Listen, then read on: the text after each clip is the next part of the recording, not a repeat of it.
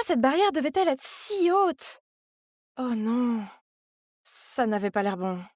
Il était temps de sortir d'ici. Mais ah! Je semblais être coincée. Soudain, une équipe de sécurité m'aveuglait avec une lampe de poche et me disait de ne pas bouger. Je ne pouvais pas bouger de toute façon. Ah!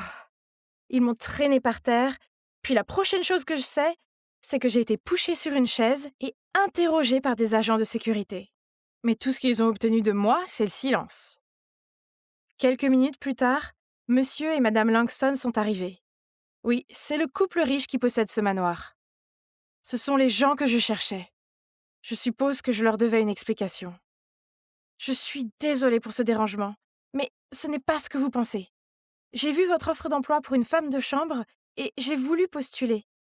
Mais les gardes m'ont dit que j'étais trop jeune et ont refusé de me laisser entrer. Le fait est que mon père a une maladie cardiaque rare et s'il n'est pas traité rapidement, il y a de fortes chances qu'il ne s'en sorte pas. Je n'ai vraiment pas d'autre choix. Alors s'il vous plaît, puis-je avoir le poste? Et aussi 6 mois d'avance sur le salaire?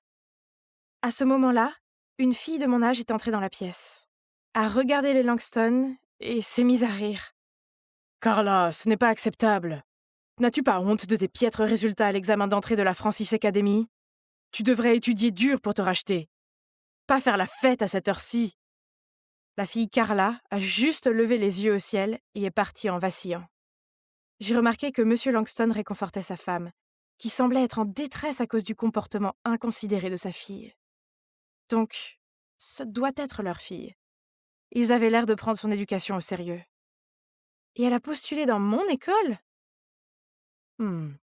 Ça m'a donné une idée. Vous savez, si vous voulez améliorer les résultats scolaires de Carla, je peux vous aider. Ils m'ont tous les deux jeté des regards sceptiques, alors je leur ai montré mon dossier scolaire et leur ai dit que j'étais majeure de ma promotion et que j'avais réussi à obtenir une bourse d'études à la Francis Academy. En entendant mes réalisations, toutes les appréhensions qu'ils avaient se sont vite évanouies. Et donc, ils ont mis au point un plan. Un plan risqué. Ils paieraient les frais d'hospitalisation de mon père jusqu'à sa guérison complète si je prenais l'identité de Carla et m'envolais pour la Corée du Sud pour y étudier dans un lycée international. Pendant ce temps, Carla prendrait ma place et s'inscrirait à la Francis Academy comme il le souhaitait. Ce marché semblait être la réponse à mes prières, mais je savais que ce serait délicat. Prétendre être quelqu'un d'autre dans un pays complètement différent était au-delà de mon entendement. Alors, j'ai accepté de le faire, mais seulement à 2 conditions supplémentaires. Premièrement, un tuteur doit être présent, qui s'occuperait de tous mes papiers et autres. Deuxièmement, après avoir conclu l'affaire et être revenu, les Langston devraient m'aider à rentrer dans l'école de mes rêves. La prestigieuse université GBA, évidemment. Ils ont réfléchi, puis m'ont serré la main en signe d'accord. On dirait qu'on a un accord! L'instant d'après, je me trouvais dans un quartier huppé de Séoul, en Corée. Waouh! Tu parles d'un quartier luxueux! Voilà donc ce que ça fait de naître avec une cuillère en argent dans la bouche! Monsieur Preston m'a déposée à l'école et m'a dit à plusieurs reprises de ne pas attirer l'attention sur moi. Bla bla bla! Oh, au fait, Monsieur Preston est l'avocat des Langston et, selon le contrat, il est aussi mon tuteur. Il a l'air tellement sérieux, mais je suppose qu'il est bien. Wow! Cette école avait l'air si moderne! L'architecture était une œuvre d'art en soi. Je me suis promenée dans les couloirs et j'ai essayé de trouver ma classe. Tout le monde semblait très amical, et le président de la classe, Min-jun, m'a même fait une visite guidée. Toutes les peintures, photos et maquettes exceptionnelles des élèves étaient exposées dans tout le campus. Les innombrables salles de classe, consacrées à différents sujets, des sciences à l'art, m'ont époustouflée. J'admirais l'œuvre d'art quand soudain Min-jun s'est écrié. « Désolé, je dois y aller. Madame Lee me cherche. Ça ne prendra que quelques minutes. Attends-moi ici, d'accord ?» Puis il s'est précipité. Je me suis donc attardée dans le hall quand j'ai repéré un groupe de filles à proximité. J'ai reconnu celle de mon dernier cours. Je suis sûre qu'elle s'appelait Isabella. J'étais sur le point d'aller les saluer quand j'ai réalisé qu'elles avaient coincé cette fille et qu'elles se moquaient de son bandeau. Où as-tu trouvé cet horrible truc? Je suppose qu'il doit provenir d'une friperie ou autre. C'est là que les pauvres font leurs courses, non? Oh, toute cette scène m'a dégoûtée. Elles ont exclu quelqu'un juste parce qu'elle ne venait pas d'un ménage ridiculement riche comme eux? Oh, je connaissais trop bien les sentiments de cette pauvre fille. Je devais l'aider. Mais je ne voulais pas que quelqu'un s'énerve et attire l'attention sur moi. Hmm, Qu'est-ce que je pouvais faire? Ah, je l'ai! Hé! Le professeur arrive! Je vais la retenir pour vous. Courez! Mon plan a fonctionné à merveille, puisque Isabella et ses amis m'ont fait un signe de tête et se sont précipités. Je suis allée vers la fille en lui demandant si elle allait bien. Ne t'approche pas de moi! Elle m'a repoussée d'un geste sec et s'est enfuie. Hein? J'essayais juste de l'aider. En me retournant, j'ai vu Minjun qui me regardait, un peu impressionné, je pense. Il m'a dit que les étudiants d'ici étaient divisés en deux groupes. 90% sont riches et les 10% restants sont des enfants pauvres qui entrent dans l'école grâce à des bourses. La plupart des étudiants sont assez amicaux les uns envers les autres, enfin, sauf ceux que je viens de voir. Isabella fait partie du groupe des enfants riches, qui pensent que leur origine les rend supérieurs aux autres. Elle est souvent méchante avec le groupe des 10%, car elle pense qu'ils ne méritent pas d'être ici. Et comme vous pouvez deviner, cette fille qu'elles ont contrariée, elle s'appelle Suzy. Elle fait partie du groupe des 10% et c'est l'élève la plus intelligente de notre année. Quelle absurdité! L'école est l'école. On est là pour étudier et devrait tous être traités de la même façon. C'est vrai, nouvelle fille. Je savais que tu es différente. Le lendemain, à la fin de l'école, Isabella m'a tapé sur l'épaule et m'a remerciée pour l'avertissement. Elle m'a demandé de rejoindre son groupe pour le déjeuner. J'étais sur le point de refuser poliment quand Minjun est apparue et m'a demandé de le rejoindre. Ouf! Grâce à Minjun, j'avais une excuse pour fuir rapidement la scène. Cependant, j'ai regardé en arrière et j'ai vu qu'Isabella avait ce regard mécontent. Après cela, Minjun et moi avons commencé à nous fréquenter plus. Nous sommes vite devenus des amis proches, et nous avons tous deux décidé que la dynamique ici devait changer. Donc, nous avons décidé d'aider le club des 10%. À l'heure du déjeuner, Isabella et son clan ont volontairement bousculé ce garçon, lui faisant renverser de la nourriture sur lui-même. Pendant qu'il riait et le montrait du doigt, je me suis précipitée là-bas. J'ai pris la nourriture et l'ai écrasée sur le visage de Minjun. Minjun a immédiatement compris mon intention. Et il a alors pris une poignée de nouilles et les a étalées sur Isabella. La cantine s'est transformée en une grande bataille de nourriture. Une autre fois, l'école se préparait pour une foire culturelle et un garçon du groupe des 10% a eu l'idée géniale d'ouvrir un stand de nourriture servant des plats traditionnels de différents pays. Tout le monde était d'accord, sauf, oui, vous l'avez deviné, Isabella et ses copines hautaines. Quel paysan, trop habitué à travailler comme serveur pour servir les autres, hein? J'ai fait un clin d'œil à Minjun, puis nous avons secrètement écrit les noms d'Isabella et de ses amis sur la liste des participants et l'avons soumise au professeur. Maintenant, ils n'avaient pas d'autre choix que de servir la nourriture à la foire surpeuplée. Le plus drôle, c'est qu'ils ont finalement goûté à leur propre médecine, lorsque le groupe des 10% a pris la peine de leur donner des ordres et de se plaindre. Oh, cette ratatouille est trop fade! Ajoutez un peu de sel. Et le thé au lait est trop sucré. Refaites-en avec moins de sucre. Je dois admettre que je prenais plaisir à regarder les méchants enfants se tortiller. Mais je suppose que mon plaisir n'est pas passé inaperçu. Après cela, Isabella s'est approchée de moi. Ces enfants de paysans ne sont pas au même niveau que toi et moi.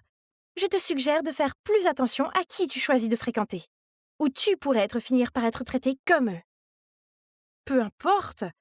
J'ai juste roulé des yeux, je me suis éloignée d'elle, puis j'ai continué à traîner avec mes amis du groupe des 10%.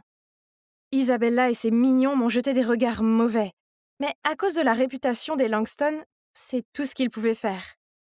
Juste comme ça, mes années de lycée ont passé. J'avais de bons amis, et devinez quoi? Oui, je sortais maintenant avec Minjun. J'aimais être ici en Corée du Sud. Et j'avais même appris à aimer Preston, qui, malgré son côté grincheux, était maintenant comme une famille pour moi. Je veux dire, ne le prenez pas mal.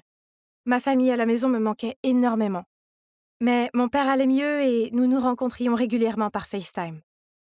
Aussi incroyable que soit ma vie maintenant, au fond de moi, j'ai toujours eu l'impression de vivre dans un rêve.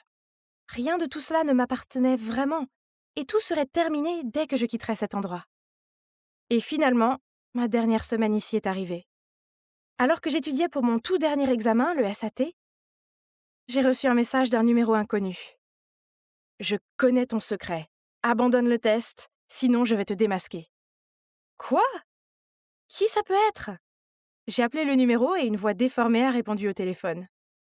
Je les ai suppliés de me dire pourquoi ils faisaient ça, mais ils ont juste répondu Tu n'as pas besoin de savoir. Fais ce que je te dis. Puis ils ont raccroché.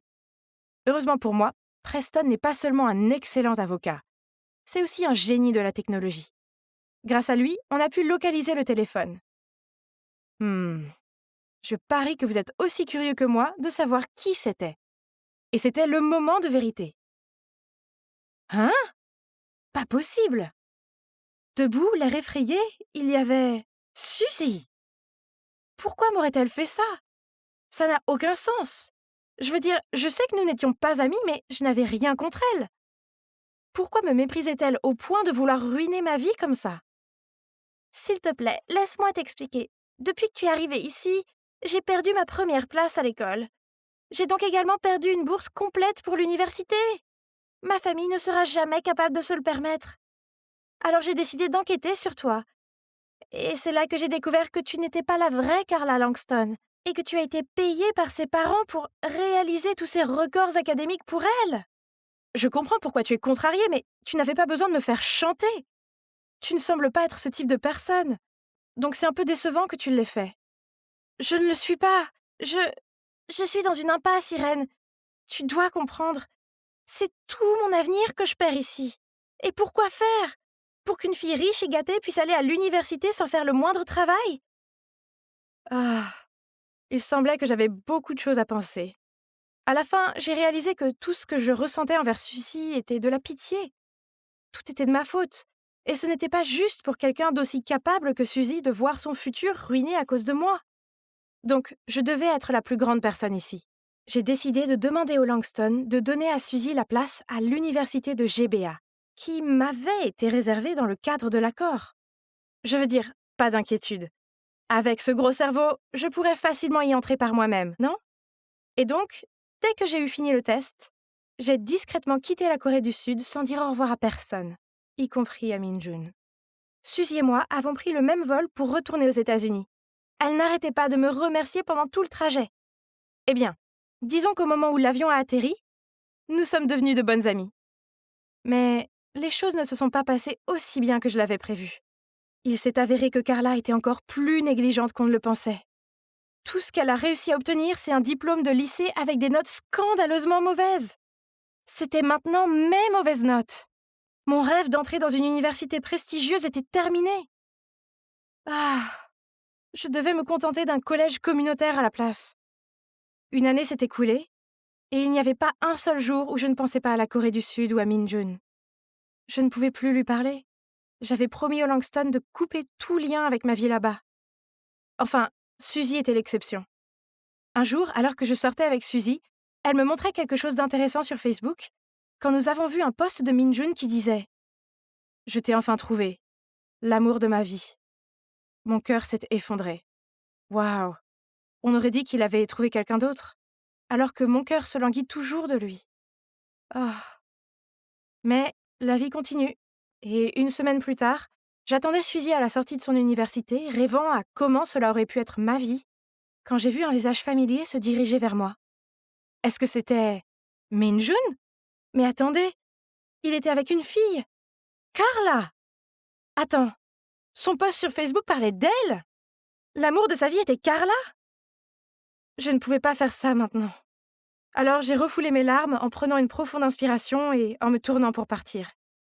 Mais soudain, j'ai senti une main me tirer en arrière. C'était Minjun. C'est vraiment toi? Je t'ai enfin trouvé.